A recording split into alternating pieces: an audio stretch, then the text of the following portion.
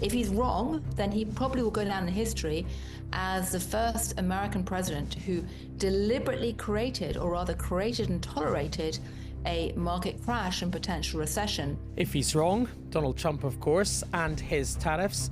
But what if he's right? That is another possibility, and it's what we're going to be discussing on this episode of Newscast.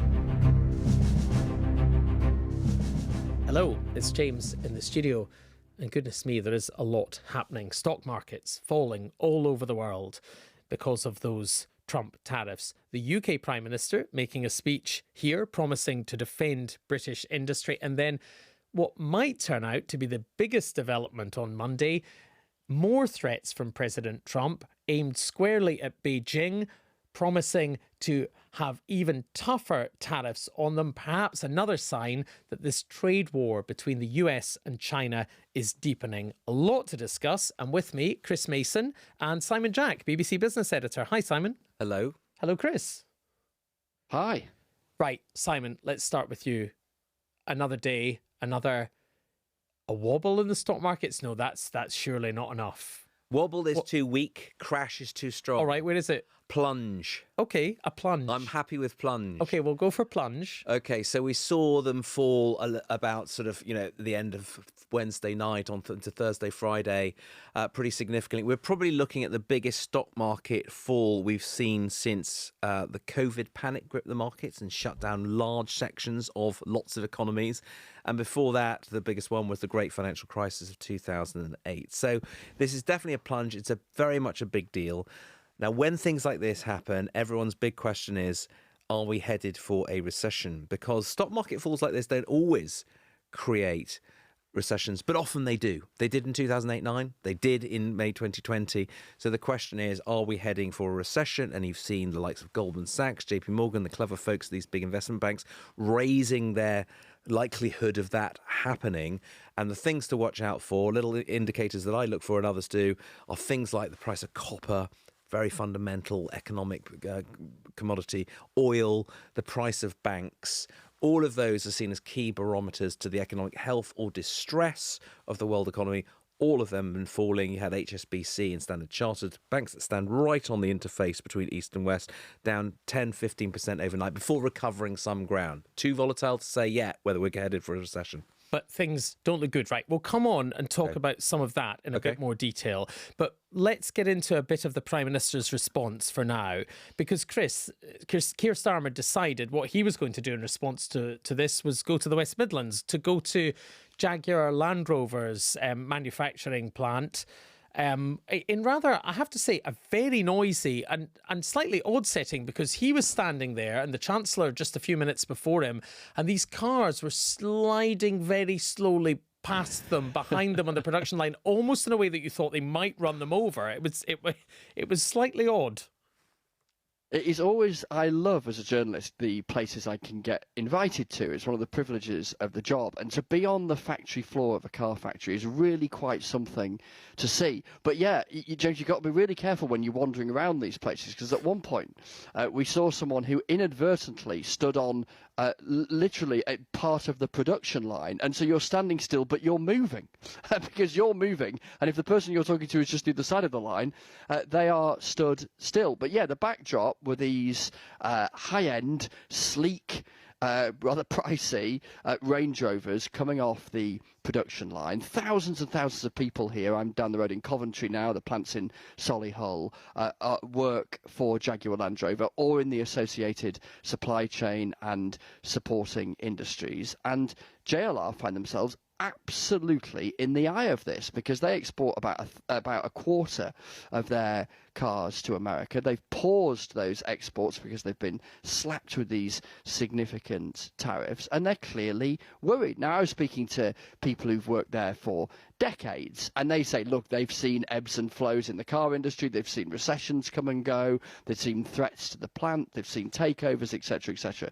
But they're worried about this for obvious reasons, because of the scale of their market in the United States and the relative powerlessness, as some of them put it to me, of politicians here, they fear, to do all that much about it, as reassured as they were and pleased as they were to see the Prime Minister and the Chancellor willing to turn up and kind of acknowledge their concern. Well, let's hear a bit of the Prime Minister in that very busy and very noisy factory. And let me be really clear at a moment like this. Our future is in our hands. And so, of course, we will keep calm and fight for the best deal with the US. And we've been discussing that intensely over the last few days. But we are also going to work with our key partners to reduce barriers to trade across the globe, to accelerate trade deals with the rest of the world, and champion the cause of free and open trade right across the globe. So, Chris, Keir Starmer there basically saying the world has fundamentally changed and to a certain extent the UK has its destiny in its own hands. But, I mean, does it? Good question, and the answer is certainly not entirely. And at moments like this, that sense of powerlessness, if you like, that some people have articulated feels very real. And that's not to offer a critique of any particular individual in government or any particular Prime Minister. I think any British Prime Minister in this scenario would feel an element of that. Now, they argue a couple of points. Firstly, they've got these negotiations going on over a trade deal. There's lots of talk about how intense those conversations are. Privately, though, there's also an acknowledgement that no one has the faintest idea what Donald Trump is going to do next. And just because you might have a negotiation with his team that is going well, as they believe it is, doesn't mean it survives contact with the presidential desk when it arrives there. Those in government also point out that relative to the European Union and some others, the UK tariff beyond the car industry, the tariff across the piece of 10% is better than some others have faced. But, you know, as we've talked about on Newscast for years, and, you know, Simon spends his life in this world as well, the economic picture for so many families has been really difficult for a very, very long time. Hence that top-line promise from Labour in their manifesto of a year ago talking about sustained economic growth. There isn't very much economic growth at all. The economic picture was already shaky, and it feels shakier still now. Now, the political strategy from the Prime Minister is to sort of lean in to say, look, governments have two choices in these situations. You either sort of lean back and argue that there's a limit to what government can do. He says he's a believer in the power of government and wants to lean in towards it. But it is also true about the limitations in terms of what he can seek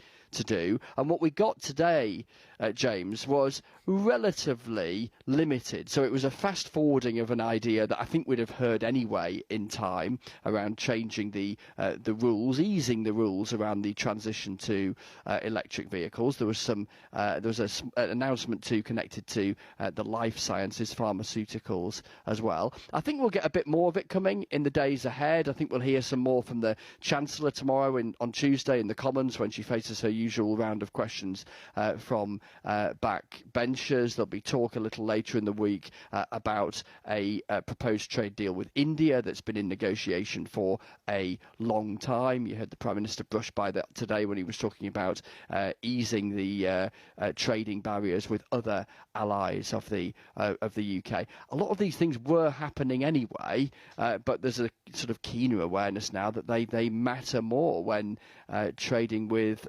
America is so vulnerable to the whims of Donald Trump and so unpredictable. Yeah, and we'll zoom out in a sec, but you have to go right now, Chris. I'm sorry I've kept you too long. Thank you so much.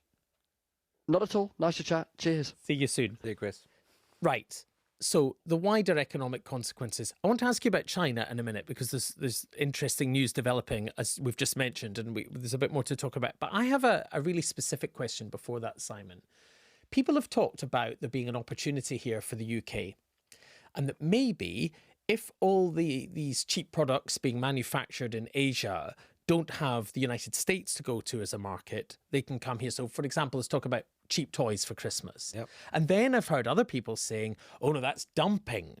And the UK will try to stop those toys or whatever it is coming here. And what I want to know as a consumer is, are we getting cheap toys for Christmas out of this or not? Maybe.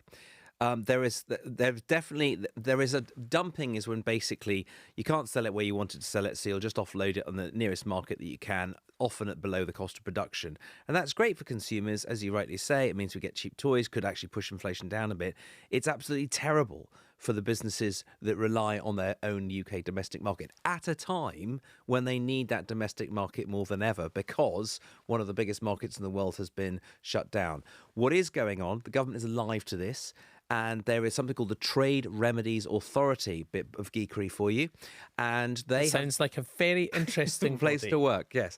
And they have looked into this in the past for things like steel. We've been down this road many times with steel. China produces more steel sometimes than it needs, tries to sell it to any market, whatever. All the European, UK and US markets say, don't dump your cheap steel here, and put on things like quotas and tariffs, whatever. So at the moment, you can have a little quota of Chinese steel or foreign steel, and then you start paying a tariff on it. And the Trade Remedies Authority is got a very full caseload, a lot of files of businesses and industries who are concerned that they're going to suffer what the steel industry has been through already. So the answer to your question is, yes, you might get some cheap toys, but that might be at the expense of the local toy manufacturer, if there is one still down the end of your road. The government is very alive to that threat and looking at it right now. And talking of China, Donald Trump has been posting pretty relentlessly on his social media platform, Truth Social, and talking a lot about China. It all has to change, but especially with China, 3 exclamation marks. And he is threatening further increases in tariffs. We were just touching on this a minute ago. How serious would that be for China? Because I think, if I understand it correctly, this tariff would be more than 100% of the cost of importing the goods would be added on top of the cost of the good. Is that right? Correct. You've got to add it all, like layers of a cake. You had 20% already. They added 34% on Wednesday night, which is half the 68% for there. So really you're up to 54. China then said, we'll put 34 on you. And they said, OK, we'll put another 50 on you. It's sort of getting out. I can't do it. Heads exploding. It's now at 104%. Or it will be if President Trump goes through with if that goes through. And we'll find out a little bit, because there was talk, and just to show you how volatile things are today, that you had the markets going up and, basically heading straight down. Then there was this whisper that Donald Trump was going to say there's a 90-day pause. There's a rumour, with everyone apart from China. Anyway, that was enough to send markets shooting back up again. And then he comes out and says, no, that was fake news. That was CNBC. They got the wrong end of the sticks, and markets down again. And we don't know, with this escalation with China, what's going to happen when things like the Hang Seng in Hong Kong and the Chinese stock markets in Shanghai open. So at the moment, we really don't know. It's way too volatile and way too uncertain for anyone to really predict which way is up at the moment. But even though we don't know exactly where it's going to head immediately, who holds the better hand of cards here in terms of a clash between these only two superpowers in the world, between the United States and China? I mean, can the US take on China? Can China fight back? What's your assessment of where we are? Well, my assessment is that I went to the supermarket the other day, and I spent about 50 quid, and I thought, I've now got yet a higher deficit with my supermarket. I can't believe that well-known supermarket doesn't buy as much from me as I buy from it. And the point is that I buy this stuff because I need it. That's a rather fatuous example, but you get the point, which is the reason that you could ask, America's always complaining about being ripped off by countries. If you think about who's doing the ripping off, that's quite an interesting thing, I think. So basically, if you are the chief executive of an American corporation, some would say it is your God-given duty to extract as much shareholder value as you possibly can out of said American corporation. And sometimes that means getting stuff made where it's a bit cheaper, getting stuff made in volume. And if that means opening a pharmaceutical company in Ireland where they have 12.5% tax, or getting your toys or your widgets made in China so that your customers will get a better deal and you can make more profit, that's part of the American capital DNA. And so the simple answer to your question is that China sells $300 billion more stuff to the US than the US sells to China. And that's the thing he's focused on. And so he thinks that means he's being ripped off. Others people would say that is just what globalization and comparative advantage and extracting shareholder value and giving a better deal to your own customers means. So yes, China arguably has more to lose in this one, but so does the US consumer, who basically, and what's interesting is America over the last 30 years has been very comfortable with China making things like cheap T-shirts and trainers and stuff like that. But when they start making missiles and supercomputers and fighter, they're a bit less comfortable about that. And China is doing what they say in economics, moved up the value chain. They're making more sophisticated goods, becoming more of a military and an economic power. And I think that's unconscious. And actually, it's not crazy to think of this entire endeavour as a proxy war between the world's two biggest economies. And I think that, you're not far wrong if you think of it in those terms. Yes. Last question. At the end of the Q&A in the Noisy Factory with Keir Starmer, Bloomberg asked what I thought were a couple of very interesting things. One, would you, the Prime Minister, consider import quotas, that is to say restrictions on cars coming into this country? And secondly, would you, as the UK Prime Minister, consider nationalising some steel production? In other words, would you consider some protectionist policies despite your avowed commitment to free trade? And I thought it was very striking that the Prime Minister didn't rule out either, said he had an open mind, and on steel, all options are on the table. OK, so basically, would he rule out putting quotas on imports of foreign cars? Definitely not, because the big fear that UK manufacturers have is that there is an avalanche of very good, very cheap Chinese cars like BYD, who've been eating other manufacturers' lunch, frankly, in terms of quality and cost, of them washing up here and driving prices down and making it very hard for domestic manufacturers to compete. So definitely wouldn't rule that one out. On the steel one, all options are on the table. I think that's a definite, much less likely. I mean, they certainly don't want to do that. They don't want to have to nationalise that. But at the moment, as you will know, that the future of British Steel in Scunthorpe, very much under the microscope at the moment.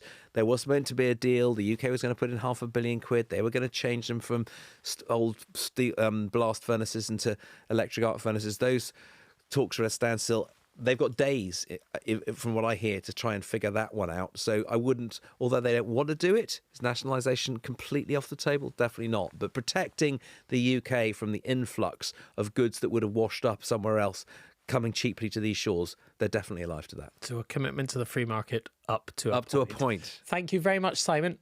Thank you, James.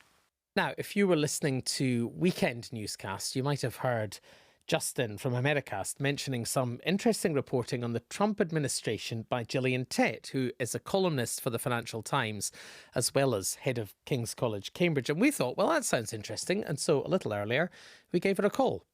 Hi, great to be on the show. Thank you so much for joining us on Newscast. So, as things stand, it's just after 3:30 in the afternoon on Monday, UK time, and the stock markets, both here and in the United States, are, I think it's fair to say, a mess. It's one way of putting it. There's been a big slump, although it must be said, some of the initial losses in London seem to have been recovered. But nonetheless, as an experienced financial journalist, how big a moment do you think this is? This is a huge moment. I mean, if you look at what's happened in the American stock market in the last 3 days, the collective crash, and that's really only the word that is most appropriate to use, the collective crash is worse than anything we've seen since 1987. And if you look across the world as a whole, I mean, just today on Monday, you had the Hang Seng Index in Hong Kong, to take one example, falling by 13% on one day. This is dramatic and searing. And yes, it's true that stock markets globally have risen dramatically in recent months. So even after these falls, we're still basically at the level we were maybe a year or two ago. But the scale of decline at this speed is really quite dramatic. Some people have described Donald Trump's behaviour as, well, variously mad, capricious, dangerous, unhinged. But you have a different take, I think, Gillian, from reading the various articles you've been writing recently in the FT, that there actually is some degree of method here, or there might be. What's your take on what he's trying to do? Well, there's 2 or 3 key points to realise. Firstly, that Trump 2.0 in his second term is quite different from Trump 1.0 in the sense that he is absolutely driving policy and events. And he's deliberately surrounded himself with people who've not been in a government before, so he knows more than them. Second point to make is that Donald Trump is not an economist. He doesn't have some grandiose McKinsey-style plan with lots of PowerPoints and charts and flowcharts. But he does have a set of impulses and a vague sense of what he wants to do with the American political economy. And that's all about consolidating his power, but also about trying to reorientate the fundamentals of the American economy to make it much more focused on the type of post-war manufacturing we saw in America, not quite a century ago, but almost a century ago, and less dependent on other countries for various goods in terms of the trade links. But also, he doesn't pay much attention to the service sector either. It's really all about manufacturing and industry. And thirdly, in association with that impulse, that vague sense of where he wants to go, he has a set of advisors who do have a really quite coherent plan about what they're trying to do to reorientate the American economy. And it's really about trying to prevent it being dependent on cheap goods coming in from China and elsewhere, making a lot more at home in America, as they would say, focusing heavily on Main Street, not Wall Street, and trying to ensure that the American economy is not just dominant in the world, but increasingly self-sufficient. So I, too, am not an economist, Gillian, and I imagine that lots of newscasters, some newscasters I'm sure are economists, and I apologise to them for asking what are basic questions for my understanding.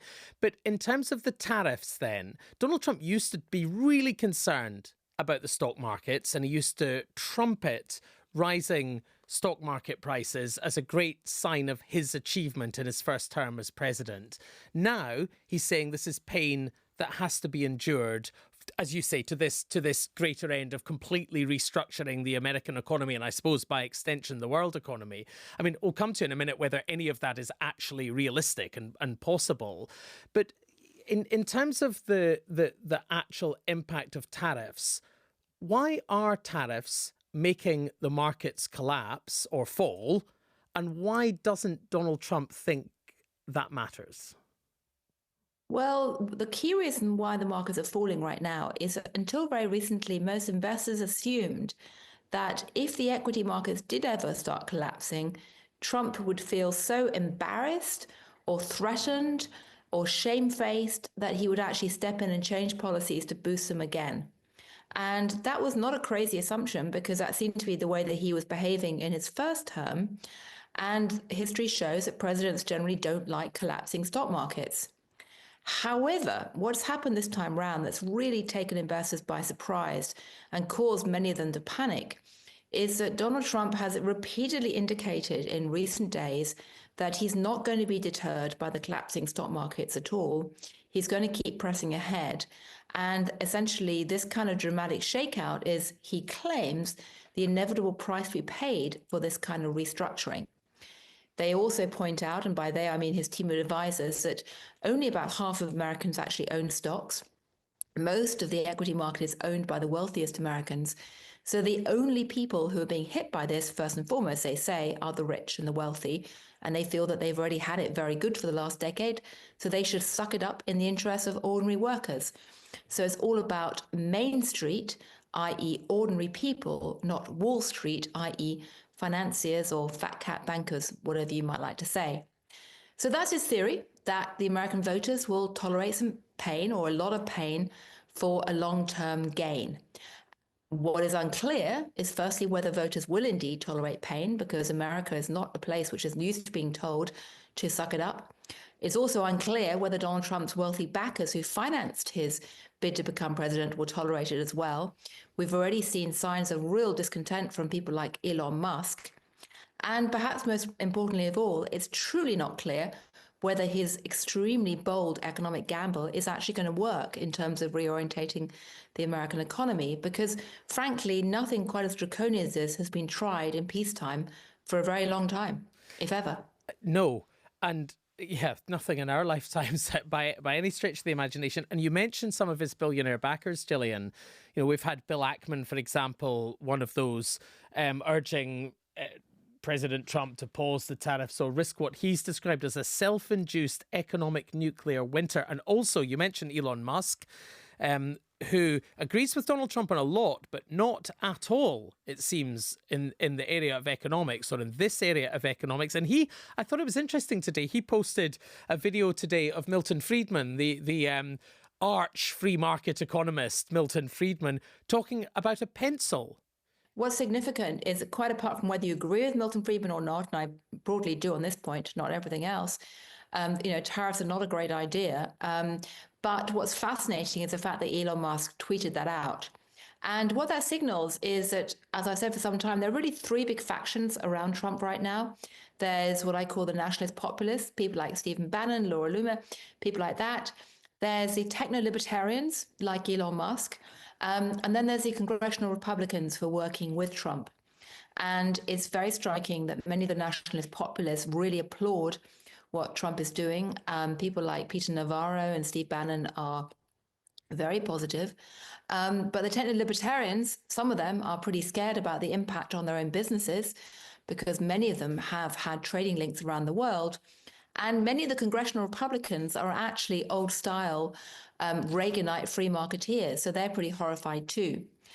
So Trump is really telling the world, I am taking this big gamble because I believe this is the right way to do surgery on the American economy for the long-term future.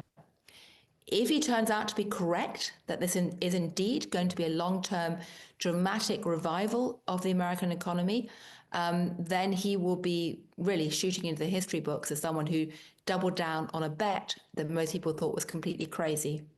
If he's wrong, then he probably will go down in history as the first American president who deliberately created, or rather created and tolerated, a market crash and potential recession.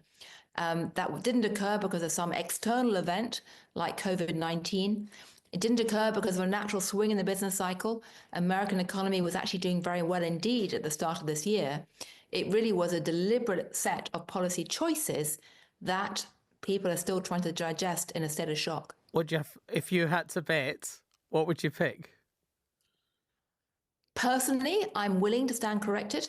That eventually it will come good. And if it does come good, I will give Donald Trump a lot of credit. And people around Trump say it's just like when Paul Volcker first jacked up interest rates and got yelled at, but it turned out to be correct in the long term. However, where we're standing today, I find it very hard to believe that this is going to play out well, because there are many things that have not yet really happened, but could in the coming days, like investors may start to lose faith in the bond market.